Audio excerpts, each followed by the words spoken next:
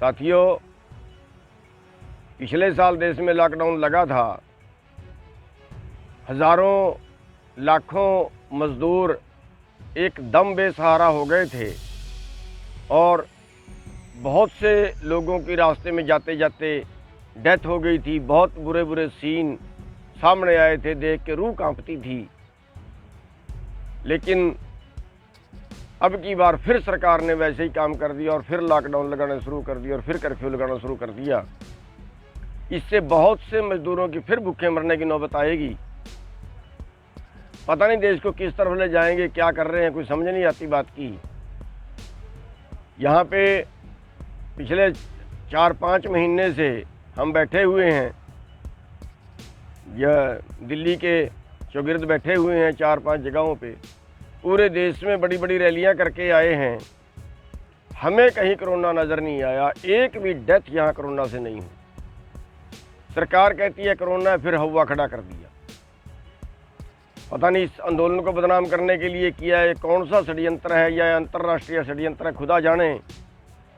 लेकिन मज़दूरों के ऊपर फिर मुसीबत आ गई।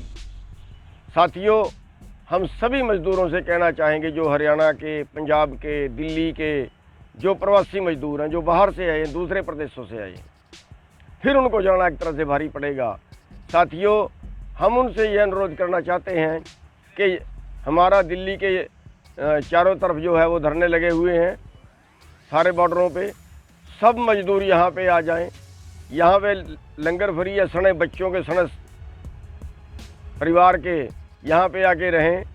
यहाँ कितना ही टाइम लगे, चाहे सरकार 6 महीने का लॉकडाउन लगाए, यहाँ पे आपको फ्री लंगर मिलेगा, आपकी फ्री रहने की व्यवस्था करेंगे, फ्री आपको सारा कुछ यहाँ पे मिलेगा, सारी सुविधा मिलेगी, कोई आपका खर्चा नहीं करवाया जाएगा, सब कुछ यहाँ फ्री है।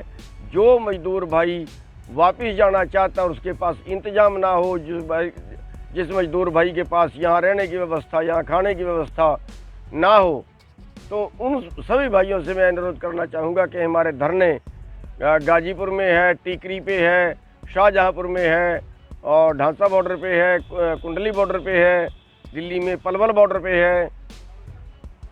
तो जहाँ जहाँ भी भाइयों का नज़दीक पड़ता है, चाहे वो दिल्ली के अंदर के मज़दूर हैं, वो चाहे फरीदाबाद के, गुड़गांव के मज़दूर हैं, चाहे वो पंजाब के, हरियाणा के मज़दूर हैं, वो सब मज़दूर जो हैं वो धरनों पे आ जाएं। हम उनका सबका रहने का, खाने का, कुछ और भी दवाई की ज़रूरत पड़ेगी, कुछ भी ज़रूरत पड़ेगी, हम उनकी सब ज़रूरतें यहाँ पे पूरी करेंगे। लेकिन उन भाइयों को वापस जाने की ज़रूरत नहीं है, परेशान होने की ज़रूरत नहीं है, अपने आप को असहाय समझने की ज़रूरत नहीं है।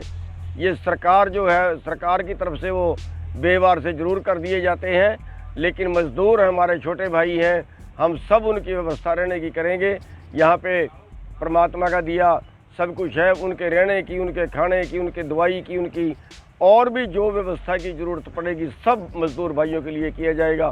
सारे मज़दूर भाई यहाँ, आपका बहुत बहुत धन्यवाद।